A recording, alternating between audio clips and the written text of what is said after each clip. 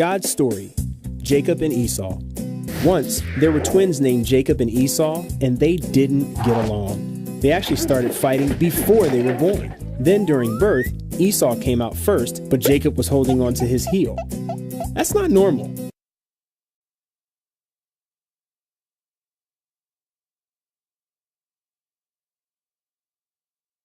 As they grew up, Esau hunted animals and spent time outside. Their dad, Isaac, was a big meat eater, so Esau was his favorite. Jacob, on the other hand, was a quiet guy who liked to stay indoors. Their mom, Rebecca, liked Jacob the best.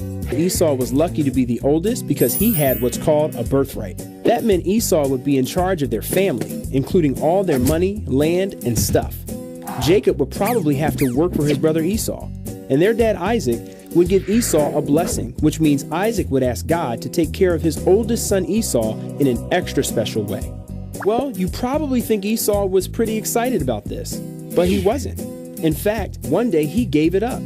He'd just returned from a hunting trip. Since he was out killing animals all day, he didn't have time to eat. He came home starving. Jacob was making stew, so Esau said, "Quick, give me some of that stew."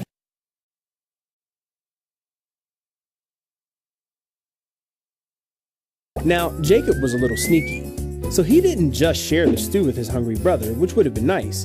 Instead, he said, "First, sell me your birthright." And guess what? Esau said yes. It's a little like paying $1 million for a bowl of mushy soup. We don't know why Esau did that, but the Bible says he didn't care about the birthright. But later, when Isaac was really old and about to die, he wanted to ask God to take special care of his firstborn Esau. Rebecca had heard Isaac and Esau talking, and remember, Jacob was her favorite. She wanted him to get the blessing. See, Isaac was blind. She was telling Jacob to pretend he was Esau. And even though Isaac wondered why the voice sounded like Jacob, guess what? The trick worked. Jacob got the blessing. Now Esau would have to work for him. As you might imagine, Esau was furious.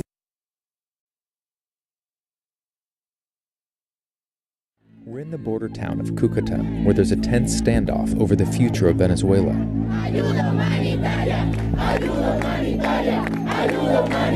The anger is focused on humanitarian aid that the U.S. has sent and that Venezuela's president, Nicolas Maduro, refuses to accept. Esau said, "Quick, give me some of that stew. I'm very hungry." Now, ¿Dónde está la ayuda? La ayuda en ese allá. Ah, ok. Está por allá. Yeah. Hola, buenas. Gracias. Beans, oil, pasta, diapers.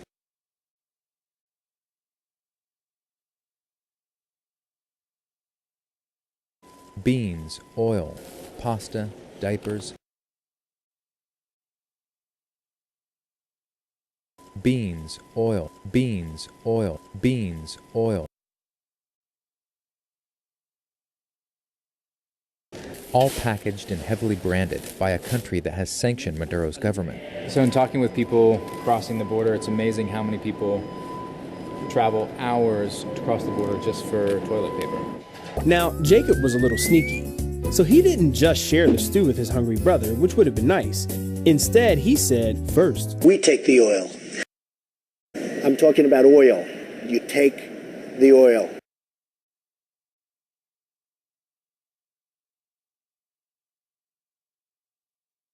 And guess what? Esau said yes.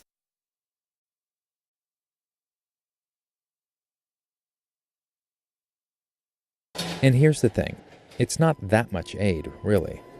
The basic foods here could feed maybe 100,000 people for one day. In a country of 30 million, it's a drop in a bucket. It's a little like paying $1 million for a bowl of mushy soup. We don't know why Esau did that, but the Bible says he didn't care about the birthright.